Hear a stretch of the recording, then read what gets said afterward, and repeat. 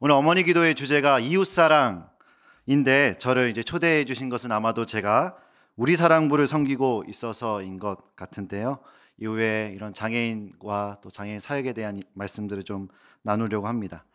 처음에 어머니 기도에 이제 말씀을 좀 전해달라고 먼저 이렇게 연락을 받았을 때 사실 굉장히 반가웠어요. 제가 분당우리교회에서 사역한 지 4년 차인데 한 번도 인사를 드린 적이 없었던 곳이기 때문에 굉장히 처음에 반가운 마음이 있었습니다. 아까 처음 오신 분 손들으라고 했을 때 이렇게 들 뻔했는데 축복해주는 분위기인 것 같아서 눈치껏 들지 않았. 네.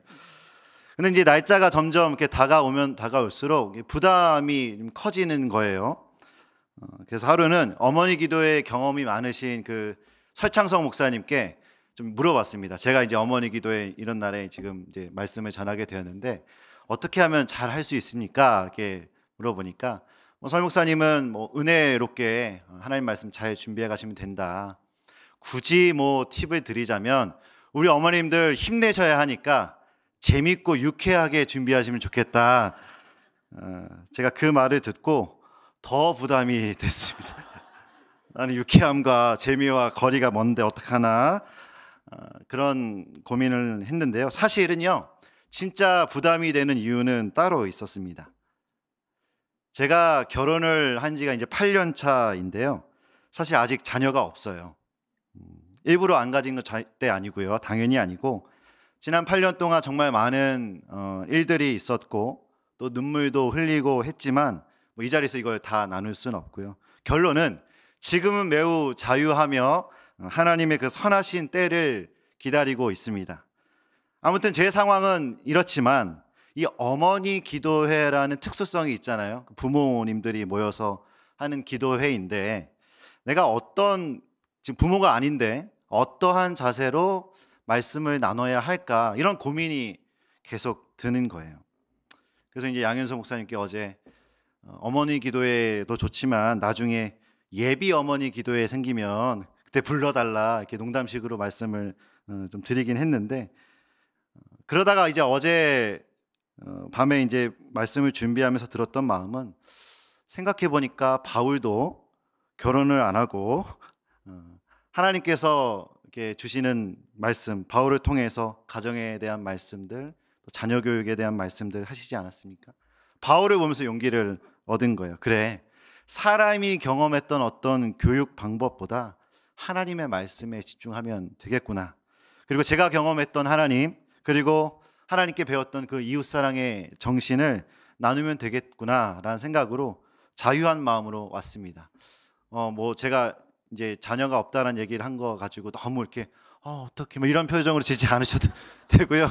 저는 정말 자유하니까 여러분도 자유한 마음으로 들으셨으면 좋겠습니다. 오늘 아침에 이렇게 기도했어요. 그래서 하나님, 오늘 저의 말씀 선포를 통해서 우리 어머님들이 무엇보다도 하나님의 말씀이 기억 남게 하시고 그 말씀으로 힘을 얻고 또 삶의 방향을 바로 세워가는 시간이 되기를 소원합니다. 오늘 그러한 시간 되기를 축복합니다. 우리 부모님이라는 이 부모라는 사명은 참 고귀한 사명임에 분명한 것 같습니다. 하나님께서 한 영혼을 품게 하셨고 그 부모에게 한 영혼의 그 사람의 영과 육을 맡기시고 하나님의 귀한 자녀로 백성으로 자라나갈 수 있는 통로로 우리 부모님을 세워주셨죠. 이 하나님의 사역에 동참하는 정말로 놀라운 일이 이 부모의 사역인 사명인 것 같습니다. 그래서인지 이 부모님들로서 아이들을 영적인 자녀로 하나님의 자녀로 키워야 한다는 거룩한 부담감도 있는 것이 사실입니다. 제가 성도님들을 신방하다 보면 이 자녀의 문제로 참 많이 아파하고 기도하시는 분들을 만나게 됩니다. 어떻게 하면 우리 자녀를 하나님께로 잘 인도할 수 있을까? 어떻게 하면 하나님을 예배하는 예배자로 잘 기를 수 있을까? 고민하시는 분들을 봬요. 물론 이렇게 고민하며 또 하나님이 그렇게 키워가길 소원하며 기도하는 것 너무 중요하지요. 그런데 때로는 바라는 결과로 이렇게 이어지지 않을 때, 아직 그때가 오지 않을 경우에 몇몇 우리 부모님들은 좀 죄책감을 갖는 경우를 보게 됩니다. 내가 좀 부족해서, 내가 이런저런 노력을 하지 않아서, 내가 기도를 조금 덜 했나? 내가 교회 일을 열심히 하지 않아서 그런가? 물론 부모로서 책임감이 있기에 더 잘해주지 못한 그 안타까운 마음이 이 부모의 마음이 아닐까 생각을 하지만, 그런데 제가 많은 우리 부모님들을 뵈면서 제 스스로가 느꼈던 것은, 자녀의 이 신앙교육이라는 것이 마치 어떤 부모의 A라는 행동값을 입력하면 반드시 B라는 결과로 나오는 어떤 컴퓨터 공식이 아니라는 거예요. 1 더하기 1은 2다라는 어떤 단순한 수학적 논리가 아니더라는 것이죠. 한 영혼이 하나님을 만나게 되는 것은 전적인 하나님의 은혜입니다. 그 과정에서 물론 부모가 그 통로로서 역할을 감당할 수 있겠지만, 그 통로로서 쓰임받는 그 과정 또한 하나님의 손과 하나님의 때와 하나님의 계획에 달려있다라는 것이죠. 그렇다면 부모가 할 일이 없겠는가? 아니죠. 많습니다. 최선을 다해 기도하고 이 신앙교육을 위해 애쓰셔야 합니다. 그러나 저는 이렇게 믿습니다.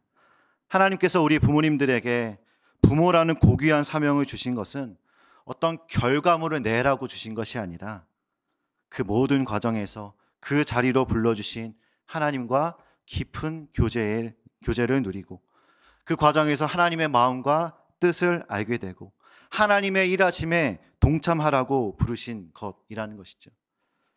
제가 준비하면서 들었던 마음은, 우리 혹시 이곳 가운데 우리 어머님들 중에 죄책감이 있으신 분이 있다면 내려놓으셨으면 좋겠다라는 생각이 듭니다. 모든 결과는 주님께 달려있는 줄로 믿습니다. 공중에 나는 새도 들에 피는 꽃들도 하나님이 키우시고 입히시듯이 우리 아이들도 하나님께서 책임져 주실 줄로 믿습니다. 지나친 책임감으로 인한 죄책감이 아니라 하나님의 언약 안에서 자유하시는 저와 여러분들이 되었으면 좋겠습니다. 이런 측면에서 우리가 진짜 괴로워야 해야 할 것은 자녀 문제 때문이 아니라 자녀 문제 때문에 하나님과의 관계가 멀어지는 것. 현실 문제 때문에 마음 아파하고 속상할 수도 있지만, 그보다 더 우리가 경계해야 될 것은 그 문제 때문에 하나님과 멀어지는 것. 그래서 사명은 결과가 아니라 관계가 아닐까 생각합니다. 저는 목사입니다. 많은 사역을 하지요. 그 사역의 과정 가운데서 물론 고민을 하고 최선을 다합니다. 그러나 결과는 제 손에 있지 않음을 수도 없이 되뇌이고 고백합니다. 제가 놓치지 말아야 할 것은요, 이 과정 가운데서 최선을 다하는 것도 너무 중요하지만 수직적인 관계로 내가 하나님과 관계가 있는가, 내가 지금 하나님과의 관계 안에 풍성한 그 교제를 누리고 있는가, 또 수평적으로는 성도들과의 관계 안에서 이 하나님 주신 그 사랑과 은혜들을 누리고 있는가. 이 관계가 이 사명의 목적이라는 것이죠. 만약 제가 오늘 이 자리에서 정말 명설교를 해서 우리 어머님들께 좋은 인사이트를 드렸다 하더라도, 제가 평소에 하나님과 관계가 전혀 없는 사람이라면 제게 아무런 유익이 없을 것입니다. 그래서 저는 오늘 명설교를 하지 않으려고 합니다. 제가 준비하면서 들었던 마음을 나눴고요. 이런 관계에 대해서 제가 묵상했던 이유는 아마도 오늘 주제 말씀 때문이 아닐까 생각을 합니다. 오늘 본문 레위기입니다.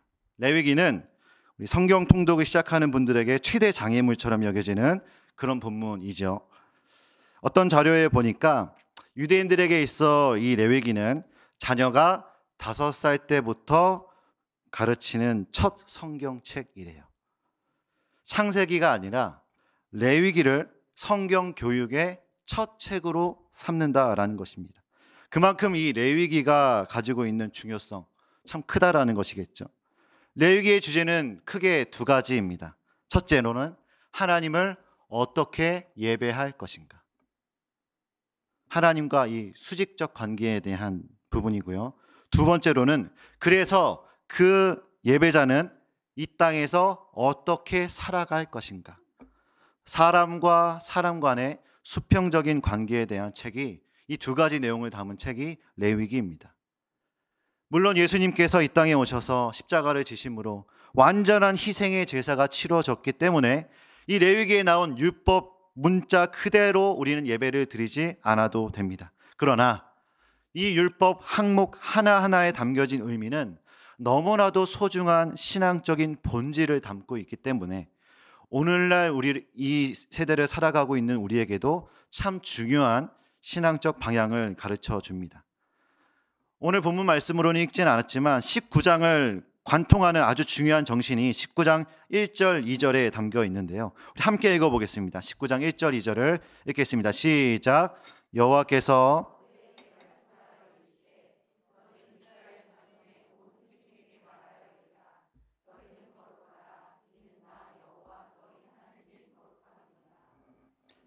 우리가 거룩해야 한다라고 말씀을 하시는데 그 이유는 하나님께서 내가 거룩하기 때문에 너희도 거룩해야 된다 말씀하고 계십니다.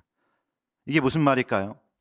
하나님께서는 당신의 백성이 하나님을 닮기 원하신다라는 거예요. 부모가 자신의 좋은 점을 자녀가 닮아가면 얼마나 기쁘겠습니까? 그래서 저도 어릴 때 기억해 보면 부모님들이 서로 티격태격 하시며 싸울 때 나쁜 것은 당신 닮았다 하고 좋은 점은 나 닮았다고 하고, 하나님은 거룩하신 분이신데 그 거룩하신 하나님께서 우리는 그분을 닮아가기를 원하신다라는 거예요. 따라서 이 말씀은요, 너희 거룩해야 돼, 아니면 혼나, 이런 어떤 율법적인 말씀이 아니라 하나님과의 관계 안에서 이 말씀을 받아들여야 된다라는 것이에요. 하나님께서 이스라엘을 구원하신, 애굽으로부터 구원하신 이유가 이 관계 회복 때문인 걸 알고 계십니까? 레위기 11장 45절. 나는 너희의 하나님이 되려고 너희를 애굽 땅에서 인도하여 낸 여호와라. 내가 거룩하니 너희도 거룩할지어다. 레위기 22장 33절에 너희의 하나님이 되려고 너희를 애굽 땅에서 인도하여 낸 자니 나는 여호와니라. 내가 너희의 하나님이 되려고 너희를 애굽에서부터 인도하여 냈다. 무슨 말입니까? 나는 너희와 관계가 있다. 내가 너희의 하나님이다. 이 관계 안에서 오늘 주님은 말씀하고 계시는 것입니다. 내가 거룩하니 너희도 거룩할지어다. 설교 시작한 지 10분이 지났는데 오늘 주제인 이웃사랑이 아직 나오지 않고 있죠. 네, 이제 곧 나옵니다. 우리가 주님의 거룩하심을 닮은 그 거룩한 자로 살아가기를 하나님이 원하신다는 것을 배웠는데요. 그렇다면 이 거룩이 뭐냐라는 것이죠. 우리가 2학기를 교회에서 접어들면서 거룩과 성숙을 향해 달려나가고 있는데 도대체 거룩이 뭘까요? 의미적으로는 거룩 아시죠? 세상과는 구별된, 세상이 따라가는 길과는 다른 그 방향이 거룩인데요. 그래서 거룩이 구체적으로 뭐냐라는 거예요. 아까 읽었던 19장 1절 2절에서 너희는 거룩하라 하시면서 바로 뒤이어서 3절부터 그 거룩이 구체적으로 무엇인지 그 사례들을 말씀해 주고 계세요. 3절부터 쭉 이어지는 내용이 그 거룩의 모습은 부모를 공경하는 것, 안식일을 지키는 것, 우상 숭배하지 않는 것, 간략하게 쭉쭉쭉쭉 나아가다가 오늘 읽은 우리 9절서부터 굉장히 세부적으로 말씀을 해 주십니다. 거룩이란 이런 거야. 우리 9절 10절을 한 번 더 읽어볼까요? 읽겠습니다. 시작. 너희가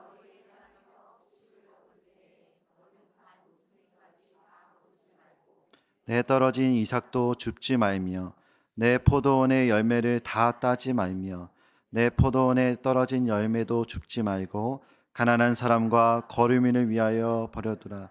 나는 너의 하나님 여호와니라. 거룩을 말씀하시면서 지금 이웃 사랑에 대한 말씀을 하고 계십니다. 거룩에 있어 중요한 핵심된 내용이 있는데 바로 이웃 사랑이라는 거예요.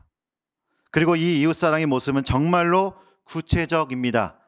곡식을 거둘 때 모퉁이들은 남겨둬라. 떨어진 거 다 줍지 마라. 그대로 둬라. 열매 다 따지 말아라. 왜요? 가난한 사람들과 거류민들, 이방인들을 위해서 내버려 두라는 거예요. 그리고 그 마지막에 마침표처럼 이런 말씀하시죠. 나는 너희의 여호와 하나님이다. 이 연약한 자들을 향한 하나님의 세심한 배려가 느껴지십니까? 이것이 바로 하나님의 거룩하신 성품이에요. 거룩하다라는 이 백성이 닮아가야 할 하나님의 성품이라는 것이죠. 제 이야기를 좀 나누고 싶습니다. 저의 청년 시절을 한 단어로 표현해봐라 라고 한다면 예배입니다. 예배. 21살 때부터 제가 사역자로 나가기까지 한 10년간을 한 공동체에서 제가 찬양 인도자로 섬기면서 정말 많은 은혜를 누렸습니다. 지금은 좀 성대가 좋지 않아서 찬양을 잘 부르지는 못하는데, 당시 골방에서 찬양 인도를 준비하면서부터 어찌나 큰 감격을 주시고, 참 그때도 참 연약한 자였지만 저를 통하여서 공동체 가운데서 이 찬양의 은혜를 막 퍼부어 주시는데요, 그 은혜가 감당이 안 되는 겁니다. 참 예배 드리면서 하나님과 쌓았던 추억들이 정말로 제겐 큰 영적 자산으로 남아 있습니다. 정말 하나님을 예배하면서 뜨겁게 20대를 보내고 이제 군대 다녀와서 졸업반이 되었는데 이제 진로를 고민할 때가 되었습니다. 제가 대학부에서 하도 거의 막 수년 동안 찬양 인도도 하고 앞에 계속 나오고 하니까 주변의 친구들은, 동료들은 사역자 할 거 아니냐 부추겨요. 그러면 정말 저는 이렇게 말했습니다. 나는 그런 데 절대 안 간다고. 사역자가 절대로 되지 않을 거라고. 전 사역자가 정말 되기 싫었거든요. 이런 마음이 있었습니다. 내가 정말 하나님을 사랑한다고, 예배한다고 그렇게 수없이 많이 고백을 했는데, 내가 진짜 하나님을 예배하는 예배자라면 나는 교회 안에 있는 사람이 아니라 세상에 나가서 삶에서 예배드려야겠다. 그리고 그 세상은 제게 장애인들이었습니다. 제 전공은 특수체육교육과였습니다. 쉽게 말해서 체대인데, 체대를 나왔는데 거기 안에서 특수교육과였던 거예요. 그러니까 장애인의 체육 선생님이 되는, 그러니까 대학교 1학년 때부터 많은 장애인들과 함께 수업도 하고 봉사활동도 하고 운동도 하고 그럴 기회가 많았죠. 청년 시절에 하나님을 뜨겁게 예배하다가 뒤를 돌아보니까 하나님이 제게 너무나도 알맞게 삶에서 예배할 수 있는 현장을 예비해 놓으신 것 같은 거예요. 장애인들에게 내가 그동안 하나님께 받은 사랑을 나눠주면서 정말 예배하는 마음으로 장애인들과 함께 지내야겠다, 이런 마음으로 이제 진로를 놓고 기도를 하기 시작했습니다. 사역자의 길 빼고요. 그렇게 기도를 하면서 하나님 주신 은혜가 너무 큰데 장애인들을 섬기고 싶은데 내가 어떤 길로 가야 합니까? 하나님을 예배한다는 이 예배가 교회 건물 안에서만 이렇게 끝나고 싶지 않습니다. 그래서 이 방향 저 방향 많이 알아보면서 기도했습니다. 그런데 제가 결국 지금 사역자가 듣지 않습니까? 이 이야기까지 하면 너무 길어지니까 짧게 말씀드리면, 하나님께서 이 땅의 장애인들이 예배할 수 있도록 돕는 사람이 없다, 그 말씀과 현실을 보게 하셨어요. 장애인들이 그들의 장애 때문에 교회에 나오기가 너무 어렵고, 장애인도 하나님을 예배하기 위해 지음받은 존재인데, 제가 제일 좋아하는 말씀이 이 말씀입니다. 이사야 43장 21절인데요. 이 백성은 내가 나를 위하여 지었나니 나를 찬송하게 하려 합니다. 장애인들도 하나님을 예배하기 위해 지음받았는데 장애라는 특수성 때문에 교회에 나와서 예배를 드릴 수 없는 그 현실을 제가 보게 된 거예요. 그리고 그들을 돕는, 예배를 도울 수 있는 교회나 사역자가 턱없이 부족하다는 것입니다. 그렇게 말씀을 주시고 그런 꿈을 주셔가지고 제가 그동안 대학부에서 그렇게 말하고 다녔던 나는 절대 신학교 가지 않는다라는 말을 무르고 장애인 사역을 하기 위해 신학교에 가게 되었고요. 오늘날까지 또 9년째 장애인 부서를 섬기고 있는 것입니다. 사랑하는 여러분, 이 거룩하다라는 것은 이 교회의 건물 안에서만 드리는 예배만이 아닙니다. 중요하지 않다라는 게 아닙니다. 중요하죠. 하나님께 온 마음을 들여서 거룩한 심령을 가지고 하나님 앞에 예배하는 것 정말 중요합니다. 그러나 이 거룩한 삶의 방향 안에는 반드시 연약한 자들을 향한 하나님의 사랑의 성품이 반영되어야 된다. 이렇게까지 이어져야 된다라는 것입니다. 거룩은 결코 막연하고 신비스럽고 추상적인 개념이 아닙니다. 오히려 구체적입니다. 오늘 말씀 얼마나 구체적입니까? 곡식을 거둘 때 다 거두지 마라. 남겨둬라. 장애인 앞에 장애물을 두지 마라. 얼마나 구체적입니까? 만약에 우리 중에 누군가가 나 예배 많이 했어, 나 기도 많이 했어, 그러면서 여전히 이기적이고, 나 기도 많이 했는데 여전히 나밖에 모르고, 나 기도 많이 하는 사람인데 여전히 삶의 언행에서 주님의 이 사랑의 성품이 보이지 않는다면 거룩에 대해서 우리는 다시 생각해 봐야 합니다. 거룩이란 하나님과의 관계이기도 하지만 동시에 사람들과의 관계 안에서 구체적인 사랑의 모습으로 발현되는 것이기 때문입니다. 여러분, 이 말씀 앞에 질문을 스스로에게 던지기 원합니다. 여러분들께서는, 그리고 여러분들의 자녀들은 이런 거룩한 삶을 추구하고 계십니까? 예배는 잘 드리고 있지만 그 거룩이 삶으로 이어지지 않지는 않습니까? 예배는 꼬박꼬박 드리고 기도도 하고 큐티도 하는데 여전히 나 중심적이고 나밖에 모르고 나만 잘 되면 되고, 이러한 삶이라면 우리 거룩에 대해서 다시 이 방향의 설정을 해야 된다라는 것이죠. 주님의 사랑의 성품을 닮은 거룩한 삶을 소망하게 되시는 저와 여러분들이 되기를 축복합니다. 그러한 여러분들의 자녀 되시기를 축복합니다. 그렇다면 이웃사랑의 대상은 누구일까요? 오늘 본문에서 우리는 다시 살펴보기 원하는데요, 제가 강조 글씨를 좀 부탁을 좀 드렸는데요, 10절에 보시면 내 포도원의 열매를 다 따지 말며 내 포도원의 열매를 줍지 말고 가난한 사람과 거류민을 위하여서. 거류민은 이방인들을 뜻해요. 그리고 13절에 너는 내 이웃을 억압하지 말며 착취하지 말며 품꾼의 싹을 아침까지 밤새도록 내게 두지 말며. 고용된 사람을 의미합니다.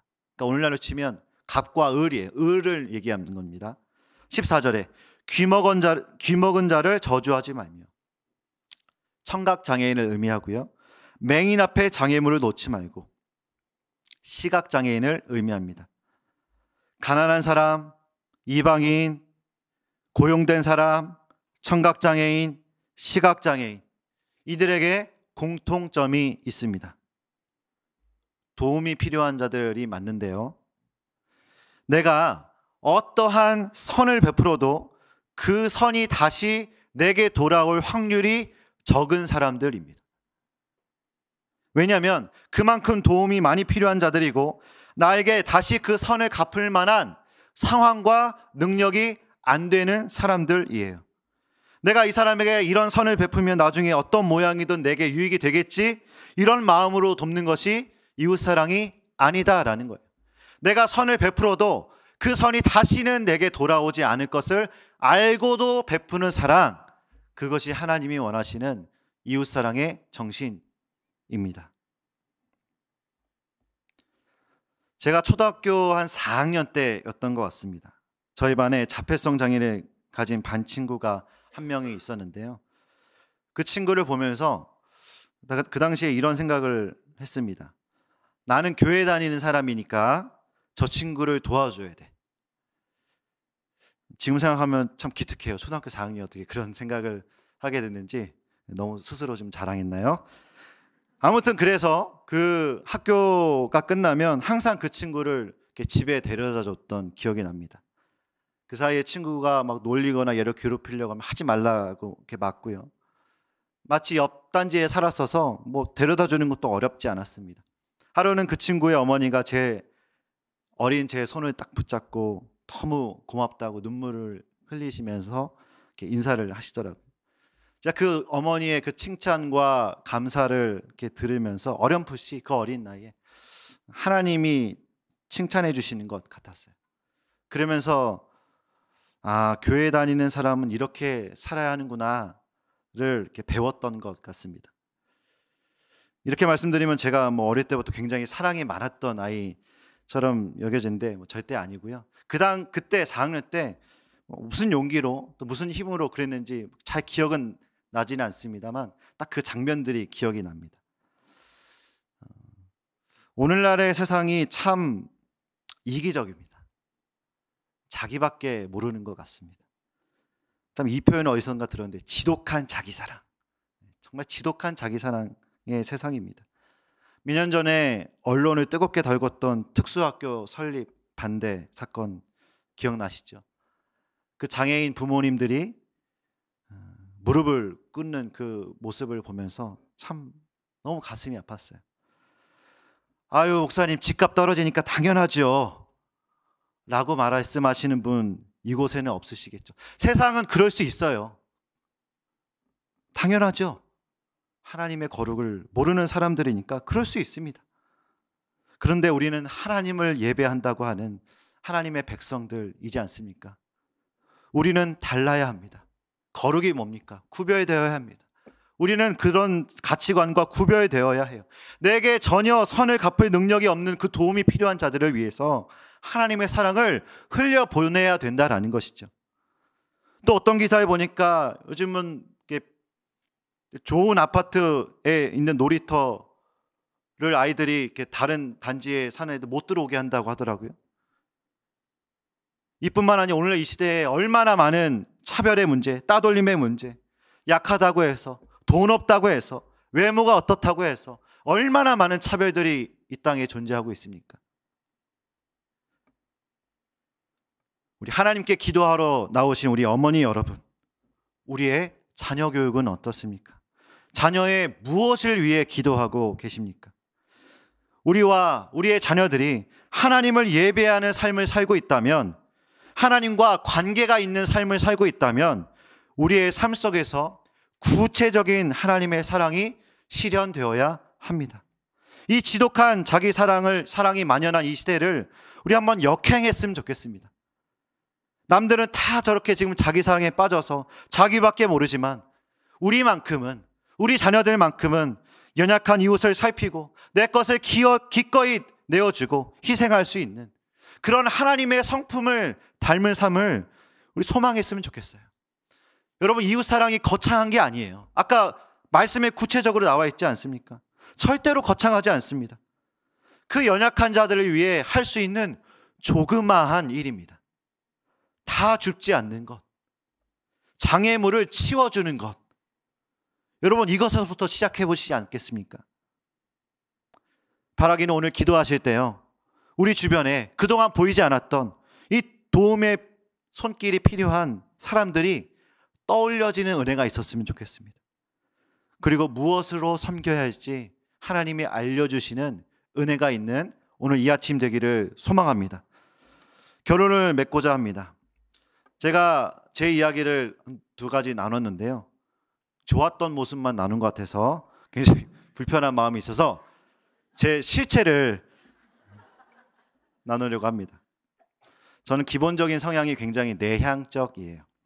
겉으로 막 사람이 좋아서 먼저 다가가고 막 사람들 만나고 막 좋다고 표현하고 그러지 않습니다. 그래서 연락하는 친구도 좀 소수예요. 아까는 뭐 사랑이 굉장히 많은 사람처럼 이렇게 얘기했지만 아닙니다. 저는 혼자 있는 것이 좋고요. 아내가 제 친구가 있기 때문에 또 뭐 친구를 또 굳이 만나냐 이런 주의예요. 요새 MBTI로 I죠, I형.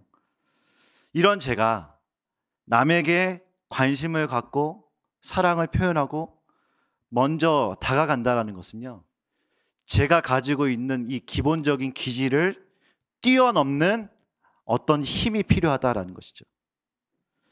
이런 제가 장애인 사역을 하고 또 교구 사역을 한다는 것은 정말로 하나님의 은혜가 아니고서 설명이 불가합니다. 제가 제 안에서 사람들에게 먼저 다가가고 기도해드리고 관심을 가지고 사랑할 수 있는 힘이 어디서부터 올까라고 했을 때 저는 이 말씀을 떠올립니다. 요한복음 13장 34절입니다. 새 계명을 너희에게 주노니 서로 사랑하라. 내가 너희를 사랑한 것 같이. 제가 사람들에게 먼저 다가가고 표현하고 섬길 수 있는 힘을 얻는 것은 내가 너희를 사랑한 것 가치를 경험했기 때문이에요. 이 자격 없는 자를 먼저 찾아와 주셔서 자신의 모든 것을 아무런 대가 없이 십자가에서 피 흘려 쏟아주신 그 사랑, 제게 선을 베풀어 주셔도 저는 도저히 그 선을 되갚을 능력이 없는 사람이지만 그럼에도 불구하고 저에게 찾아와 주셔서 사랑한다 말씀하시고 여전히 사랑한다고 끝까지 함께 하겠다고 그 사랑을 말씀해 주시는 그 사랑을 제가 경험했기 때문에, 이 복음을 제가 누리고 있기 때문에 제가 가지고 있는 이 어떻게 보면 연약한 기질의 한계를 뛰어넘어서 사람들에게 다가가고 섬길 수 있는 힘을 그 하나님의 사랑에서 공급받는다고 저는 믿고 그렇게 매일마다 구하고 있습니다. 여러분, 우리가 기본적으로 사실은요 다 이기적이에요. 사실 저도 마찬가지고 우리 여러분들도 마찬가지입니다. 내가 제일 소중하고요, 내가 손해보는 거 당연히 싫어하고요, 내가 나만 잘 됐으면 좋겠는 게 사실은 우리의 기질입니다. 이런 우리가 무슨 힘으로 이웃 사랑을 할 수 있겠습니까?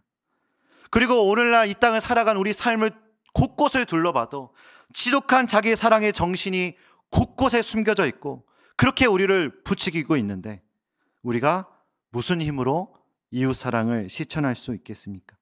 저는 그 답을 내가 너희를 사랑한 것 같이 해서 찾습니다. 여러분, 이 사랑이 오늘 우리 가운데 충만하여져서 우리 주변에 있는 사람들에게 이 하나님의 거룩의 정신, 이웃 사랑의 이 사랑을 흘려보낼 수 있는 저와 여러분들, 그리고 우리 자녀들이 되기를 주님의 이름으로 축복합니다.